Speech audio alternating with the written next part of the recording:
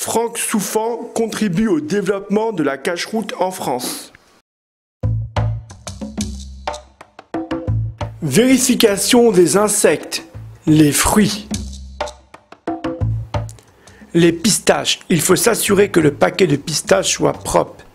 Et dans ce cas, on vérifiera seulement 5 ou 6 pistaches. Si on aperçoit de la poussière au fond du paquet, c'est un signe que le paquet est vieux et il faudra donc les vérifier une par une. Les noix de cajou.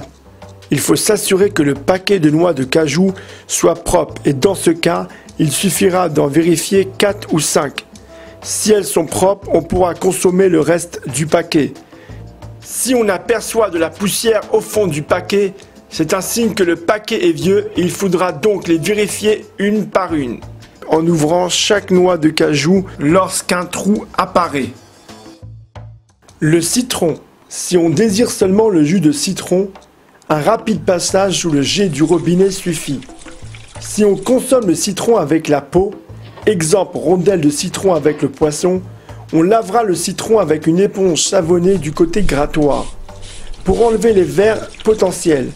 Ce principe est valable pour tous les agrumes qu'on consomme avec la peau, orange, mandarine, clémentine, etc. L'orange. Une orange dont sa peau est sale, on prendra soin de se laver les mains et également de laver le fruit entre la fin de l'épluchage et la consommation. Si, dans certains cas, on souhaite consommer la peau, on lavera l'orange avec une éponge savonnée du côté grattoir pour enlever les vers potentiels. Le caroube. On casse le caroube en petits morceaux que l'on vérifie un par un. L'abricot. Ouvrir l'abricot en deux et vérifier tout autour du noyau qu'il n'y a pas de vers. La grenade. Elle ne nécessite aucune vérification si elle n'est pas abîmée. En revanche, si elle est abîmée, on enlève les parties abîmées. Les figues sèches sont difficilement vérifiables. Il faut donc s'abstenir de les consommer. Pour les figues fraîches, il faut couper en deux. On les ouvre ensuite de manière à rendre visible le fond de la figue, ainsi que les espaces entre les grains. Cela à l'aide des pouces. On les mettra dans un récipient rempli d'eau pour mettre en suspension les vers potentiels. Si le fruit ne contient ne serait-ce qu'une seule bête, on ne consommera pas la figue. La date. Pour éviter les mauvaises surprises, il faudra choisir des dattes bien conservées, non affectées par d'éventuelles toiles d'araignée. On coupera les dattes en deux, puis on retirera le noyau pour vérifier l'absence de vers ou d'excréments.